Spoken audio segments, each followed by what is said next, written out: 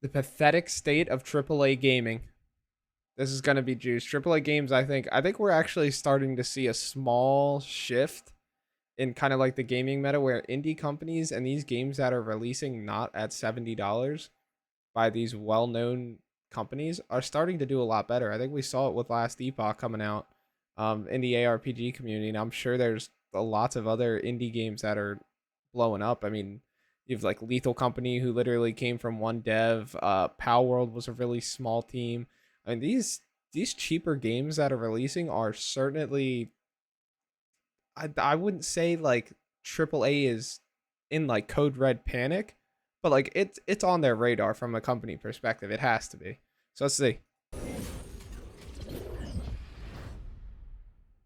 All right. Today's video is, how do I put this delicately? Commentary on the state of AAA video games. Now, to properly discuss that, we need to focus on Skull and Bones because I'm not sure if there's ever actually been a more flagrant example of just how far this industry has. I heard this game sucks. I'm gonna be honest. I heard this was like a big like talked about game. I forget who even released it.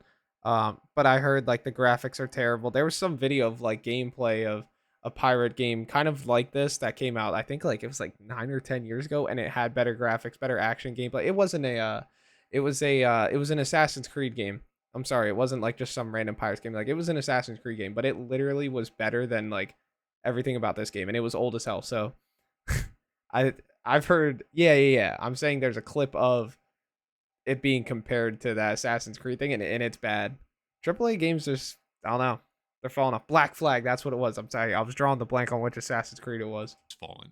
Let's get this out of the way right now. Skull and Bones is an objectively bad product. You can certainly like an objectively bad game, it happens all the time, but in order for this video to make any sort of Bro, Lost Ark looks better than this when I'm going from area to area. Like, like let's be honest, that's crazy. sense, we have to tackle things from a shared perspective, which basically requires that we acknowledge the game as an abject conceptual failure. Disagree? Fine. Type it all out in the comments. You probably already started for that matter, but that's okay. It was basically essential for this to be stated at the onset so we can tackle the subject with a shared understanding. So, why do I feel the need to make this video? Games come out all the time. Some of them are good, others bad. Life goes on. What makes this one special? Why is it worth discussing? And what can we possibly learn from it in the broader context of AAA video games? Here's why. Skull and Bones is a $200 million project worked on by hundreds and hundreds of people. A $200 million project. I saw some crazy thing the other day, and it was talking about like the budgets of like these super small games and like how much they made, and it was just a ridiculous return of on investment for them. And then like they were literally like basically the budget for these AAA games, some of these indie companies were getting in return, while these AAA games were like shit. I mean, it's crazy, dude. It's crazy how big these budgets are and like how little we're handed in reality. People, paid for by the government of Singapore through subsidies that took over 10 years to make and is distinctly inferior to the game it was technically inspired by, which came out. Oh, so this is a pirate version of Starfield, like a ships and whatnot. I see. 10 years in development, and it looks like garbage. Out in 2013. That's a lot, I know, so let's go step by step. In 2017, news began to rapidly spread that Ubisoft Singapore, that's important for later, I mean, guys, it's Ubisoft. Like, are we really gonna sit here and say that we expected a $70 Ubisoft game to be amazing just because it's been made for 10 years? I mean, guys, like, come on. would be making a standalone game based on the success of Assassin's Creed Boycott Black Flag. AAA. Sounds good, right? Of course it I'm does. down. There's a massive hole in the market right now, even more so back then, because no one is actually making good pirate games, and even the ones we do have are incredibly stylized or cartoonish. Ubisoft had a gem here with basically everything teed up for them perfectly. Well, flash forward during 2020, 3 years after the original hype cycle, and 7 years after the game initially entered I'm gonna take a shot in the dark. We have to delay because it's COVID. We're delaying. development as a multiplayer expansion for Black Flag, and Ubisoft let all of their trademarks expire for Skull and Bones, That's even worse. including merchandise, digital software, certain logos, etc. At that time, I wondered if the game would ever actually come out at all, because it looked more like the studio was shoving it under the rug to just announce cancellation at a later date, trying to get some distance maybe. But at that particular moment, I also didn't have all the facts. Not long after, in 2021, we got more information from a Kotaku article, courtesy of Ethan Gosh, where it was revealed that the game would eventually come out because, quote, a deal with the Singapore government requires it. In addition to hiring a certain number of people at Oh? its Singapore studio in exchange for generous subsidies, they said Ubisoft Singapore must also launch original brand new IPs in the next few years. End quote. A lot of people already know that or learned it over the past couple of years, I mean, shit, I didn't know, dude. I'm not surprised that this is coming out of Ubisoft, though, man.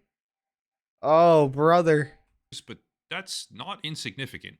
If a national government gives you Yeah, I mean, this sounds like a pretty big fucking deal.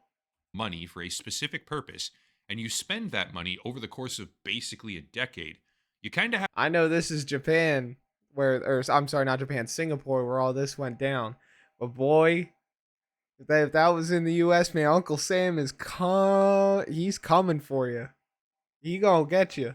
to hold up your end of the deal, especially if you have an entire office in that country with hundreds of employees and very easy accessibility for the business to be held accountable should you find yourself in breach of said contract. Yeah. Basically, Ubisoft made a deal they couldn't actually break without very severe consequences. 1 year later, in 2022, Kotaku senior writer Ethan Gosh elaborated on social Dude, I'm sorry. I'm sorry. I don't like want to sit here media. and like I didn't mean to do this either. Dude, I keep looking at this gameplay and it's so bad. It's so bad. Like, who wants to play this? I know there's an audience out there for this, but this just looks so boring. This looks so meh. Later, in 2022, Kotaku senior writer Ethan Gosh elaborated on social media saying, quote, was told there was supposed to be a closed test this month but was canceled due to the state of the build. It's coming either way, though, due to existing government subsidy agreement. The Singapore government subsidizes Ubisoft Studio there for hiring and training new devs, similar to companies' arrangements in Canada. But it also requires the studio to launch an original new IP, and it's been running out of time. End quote. Oh Also, shit. very interesting to me that they have a similar arrangement in Canada, so Ubisoft Not is just looking good. raking in the government money for mediocre products. This further reiterates the fact that Skull and Bones was effectively commissioned by the Singapore government in return for If you're gonna rip somebody off, don't rip off the government of the countries that you're living or like that your studios are in. Not the smartest idea. significant funding to Ubisoft, which is a publicly traded company. And also, come hell or high water, the game would eventually come out regardless of what condition it was actually in. As you can see, this is not a great showcase of the state of AAA gaming right Yeah, it's now. not looking good. Interestingly, in my review for Skull and Bones, I said it felt like a stitched together homunculus of unrelated concepts, succeeding in very little aside from its ability to elicit confusion. Bro, this looks like some brand new intern devs out of high school, or I'm sorry, out of college, just got their certs, made like the gameplay, and then they put some middle of the line graphics people in, and just called it there. They're like, oh, you want your first game to be a AAA game? Here you go. Put it on your resume. It'll look good. And if you read the employee feedback on Glassdoor for Ubisoft Singapore, you can see things like this. Quote, stubborn directors that don't listen to developer feedback, conflicting instructions and opinions from different studios affecting project direction and progress. Wait.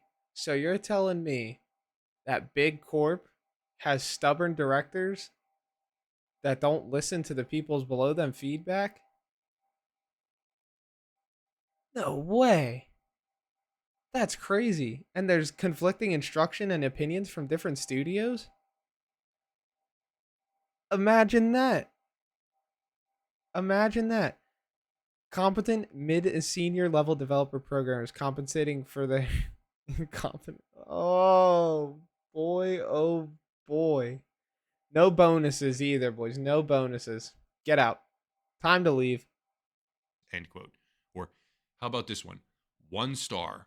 No direction. Management has no clue what they are doing. That sentiment is echoed all over gaming media, but we need to remember here that even in 2020, And you know what's really sad too? And this is how you know it's good employees working at a shitty company is they even said in the pros right here. Some really talented people working in the studio. So there's probably great employees in there. Look, and this is someone current employee more than 10 years. Like there's probably good people in there that like do great work. But management just isn't utilizing them or utilizing them completely in the wrong way. This kind of just sounds like big corp everywhere. Like this can't be that shocking to everybody. 2021, according to Kotaku at least, Ubisoft was Bobby. $120 million in the hole on this one. Flash Oh. forward 3 more years, and they were reportedly crossing the $200 million mark, reported by Oh. sources of insider gaming in that case, which meant that Ubisoft was locked in a government contract producing a brand new first party video game that had been delayed 6 times publicly over the course of roughly 10 years. Still, if that was everything, we could probably chalk it up as an unfortunate case of they bit off more than they could chew or something like that. Yeah, I mean, if this was just shit happens, but we're like halfway through the video, so that means there's more arcs to go into this. That was just like some backstory. That, which does happen. Sadly, that's not all there is, because archived by VGC in the third quarter fiscal year 2024 earnings call, CEO of Ubisoft, Yves Guillemot, decided to answer a question about Skull and Bones, and his answer is just fucking incredible. Again, people probably already heard this, but I don't know. I have to read it directly here to preserve the atmosphere of what this answer genuinely sounds like. Quote, you will see that Skull and Bones is a fully fledged game. Mm-hmm. It's a very big game, and we feel that people will really see how vast and complete the game is. It's a really full, triple, quadruple A game that will deliver in the long run. No way, dude. No way. No way. Why even lie? Like, why even lie? Oh, he sounds so uncomfortable answering it too.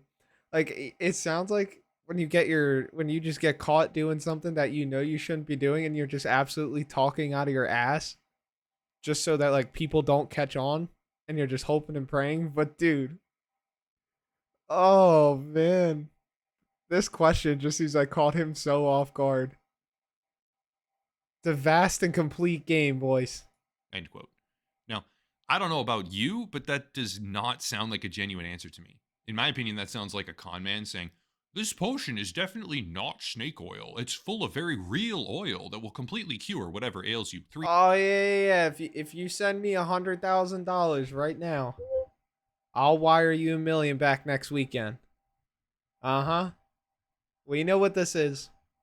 Star. No, 4-star oil, the best oil. Everyone will see how great this oil is once they buy it. Think about that. A game that is objectively worse, you can disagree on that, but you are wrong if you do. A game objectively worse than the title it was inspired by over 10 years ago, after facing 6 public delays and only coming out because Ubisoft accepted a bunch of subsidies from the Singapore government and had to launch it, no choice, is being called quadruple A quality. That is the state of AAA gaming. It's not even AAA. One of the worst products in years is supposed to be beyond AAA. It cost them $200 million to make. Yeah, no, this ain't triple A. This is quadruple A. $200 million budget. Top tier. This is what we get. But you simply cannot see where any of that money got spent. If you look at a game like Baldur's Gate 3, which got made with a smaller team, by the way, than Skull and Bones, on a budget significantly lower on top of that, you can see the vision and kind of feel the quality. Skull and Bones, I'm actually lost for words on how to describe just how empty the game actually is when you look at it through the lens of 10 years, 200 million, and quadruple A quality. Go back and look at some of the trailers and the marketing material for this game from like 6 or 7 years ago. It's unrecognizable. Ubisoft spent thousands. Yeah, like I don't know. This stuff doesn't look too bad.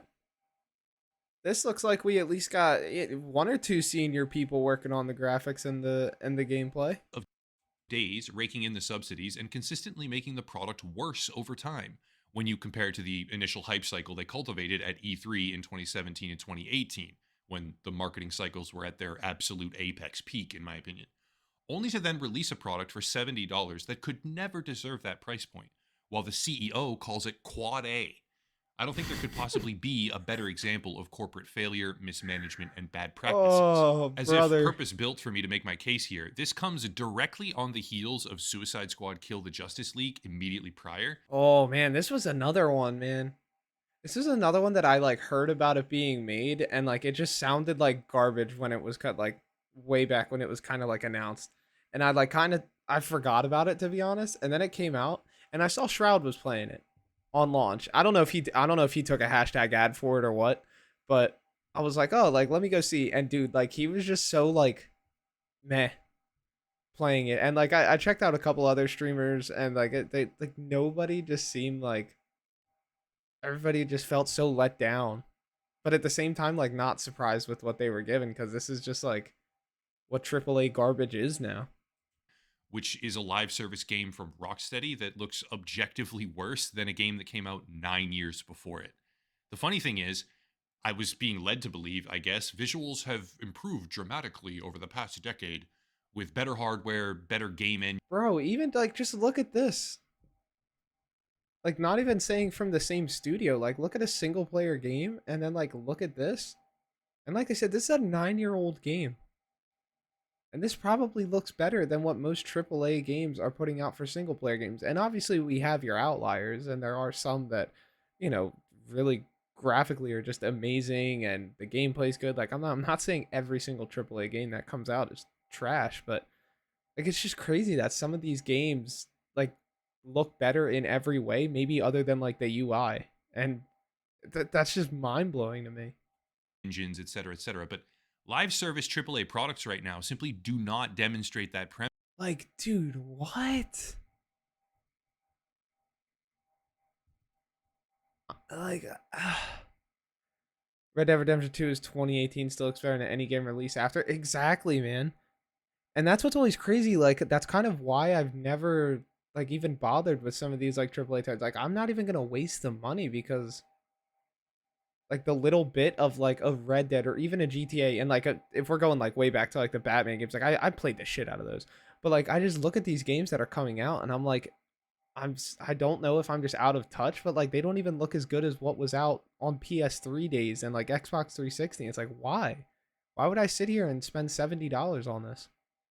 Premise at all, even so far as to look downright bad compared to the games that came before them. I mean, not even just visual fidelity, but mechanically speaking, look at this and then tell me that a $200 million game with a decade long development cycle where literally none of this is possible, mechanically speaking, is a quadruple A experience worth $70. Garbage. Even accounting for inflation, that just doesn't track. Also, Garbage. preemptively here, back in 2014, when Black Flag was being evaluated, sales were actually viewed as lackluster by investment companies. Surprise, surprise. But according to Motley Fool, the game cost roughly $100 million in terms of total development. Dude. Dude, so it cost 100 million less dollars. And with a team of 900 people. And it was probably just like it was just so much better. That's insane, man. That's half as much as Skull and Bones. This game costs 2 times as much, has less gameplay features by a mile, and took 10 years. It is described as quadruple A by the company's CEO, and this game right here cost half the amount and took 3 years. It got started in 2011, then officially announced and released in 2013. Honestly, there's not much more to say here. We've all felt it for a while, and there's no shortage of people saying it online. I'm just another voice in the horde of voices out there. There are But plenty of AAA video people. games have gone very far downhill over the past few years, or more so, 10 years, ironically, considering the development timeline for Skull and Bones. These games aren't being made for the player base. They're being made, in the case of Skull and Bones at least, because a profit. They're being made because, well, I feel like this is just a weird outlier, right? Where you have Ubisoft got their hands in a sticky situation, but like nobody, games nowadays from these AAA communities aren't made for what they think their community would actually want. Or from even a gamer's perspective, to be honest, they're made from what their investors think, um, and you know just what whales want to see in the games, and they only look at you have to prioritize profit when you're obviously running a business, but when you're sitting there and prioritizing it over like just having any kind of like passion for the game, like you're gonna get called out for it and it's gonna show eventually. And we're seeing that with these indie studios releasing 35, 25, even $45 games. Like AAA setting the bar for 70 was a lot bigger than people realized it at the time. Because even a game coming out for $40 now, like it's you're saving so much more money and most of these games are better. It's just crazy, man. Profit motivated company intent on pleasing shareholders had a contract with a government allowing them to get undeserved subsidies in order to pay workers and open a studio. So they made something objectively worse than what it's inspired by from 10 years ago. And then they gaslit everyone by saying it wasn't just AAA, it was better than AAA. Normally, this would feel like shouting the obvious thing from the rooftop for no reason, but this time it kind of feels like a tipping point. Yeah, some of the fanboys will still delude themselves into thinking this is all fine, but I can't help but feel like this has gotten so obvious lately and so egregious that the profit levers will actually start to move. Example that everyone should be happy about, I think, at least in my opinion. There are now more people playing Arkham Knight, a game from 9 years ago made by Rocksteady, same developers of Suicide Squad Kill the Justice League, by a pretty hefty margin than there are playing Suicide Squad on Steam. Bro, and That's a live service AAA game from a couple weeks ago designed. you wanna know what's hilarious too? Arkham Knight sucks. Arkham Knight was a fall off. Like it was a huge fall off compared to Arkham City and Arkham Asylum. It wasn't like objectively a bad game. Like if you take away the fact that it like correlates with the story of the first two and you look at it as kind of like a standalone game, it's not bad for sure. Like it's not like it's like, "Oh my god, that wasn't worth the full price at the time." I would say it probably like at that time $60 was the common release. Was it truly worth 60 in my honest opinion? No, but it's not. It definitely was it I would not disrespect it and say that it should like that was an indie level effort. Like it was a 35 or $40 game. I wouldn't go that far. It's like a 50, but nobody really priced game at $50 back then. So like it was just a little bit of a letdown in my opinion, but it was still like a good game. While it just seems like the games that are coming out now they're just trash. to capture players for an extended period of time. That's the entire business model. I will also say though, we do live in a world where there's so many more games coming out and so many things are more accessible, especially with all the people that are going over to PC and the massive just online market for games through Steam and these other launchers. People's attention span of playing games is definitely a lot smaller than it would be, right? So like if that Arkham Knight game maybe came out in today's day and age, like it's just it's just a little bit different. The attention span of the human society seems to be just decreasing by a rapid amount every single day. So like I do take that into account, but I'm sorry if you sit here and still say AAA games are AAA quality and they're worth $70. That's an L take. Being outperformed significantly by a 9-year-old single player experience from the same company because it's a better game. That's hard to ignore, and it's probably going to happen here again with Assassin's Creed Black Flag and Skull and Bones. Anyway, the point here is to showcase the ridiculous state of AAA gaming, which has been sliding downwards for what feels like the better part of 5 to 7, maybe even 10 years. I hope that changes. It kind of feels like it might change, but we'll see. If you want to support the channel, please check out the links down below. Bunch of different things, but primarily locals and Patreon. Those are the main ones, as well as a VPN affiliate deal, merchandise, etc., but I'll cut it there and stop rambling. As always, thank you all for watching. Question everything, and have a nice night. I like that. I like his little. This is the first time I've ever seen an upper echelon video. I like how he ends it. Question everything. That's actually cool. I like that. This is a W video here. I'm gonna link it to you guys. Watch it. Give it a like. Sub to this guy. I mean, yeah, AAA needs to be. They need to be held accountable. Let's see what these comments say, man. Top comment is, it's at the point now where if I see a release from Ubisoft, Bethesda, Blizzard, or EA, I immediately wait until a sale or skip it entirely. I think there's a bunch of people that feel this way. I'm even kind of guilty of this. I'll kind of always, I don't know, like Blizzard, I just give so much more leniency because they're OG. Not that these guys aren't OG, but Like Blizzard, I just give leniency. Like I'm still gonna play the next WoW expansion when it comes out, even though I'm sitting here, shit talking Diablo and other videos. Like if season 4 is good, like I will get back on. I paid $70 for the game. I get it. But yeah, I mean, almost all of these other ones, EA's. I used to be huge into sports games.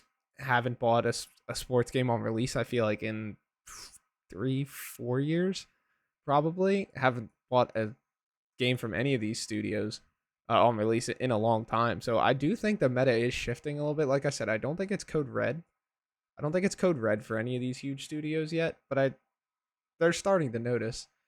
2003, I used to go into a store to find a game. 2023, now I go into a game to find a store. Microtransactions have become so greedy, they should call them macro transactions. Yeah, I mean, they are like that though because they work. And you as a consumer have to sit there and realize that you are a part of the problem, and you just can, if you don't want to sit there and support it and you're not big on microtransactions, don't buy the stuff. But they do it because it works, and a lot of people do. I don't care about microtransactions, dude. I don't care if a $70 game comes out and then has expensive $30 $40 cosmetics. If the game is good, then great. I'll who cares? We'll sit there. People will buy it. People will support it. But the people sit there and they want to make these games and they want to have microtransactions be the main focus before they even look at gameplay. At this point, AAA is like a red flag. Any game branding itself as AAA is likely to be a disappointment. Exactly. You don't even want to release a game and say it's AAA anymore. You almost want to say it's I don't know why I blanked on the word indie. Like yeah, AAA is almost like a bad thing now. I agree though. This is a W video. I hope AAA eventually figures it out, man. I don't know. Like I said, the pressure's on them, I think, but I don't think they're too worried.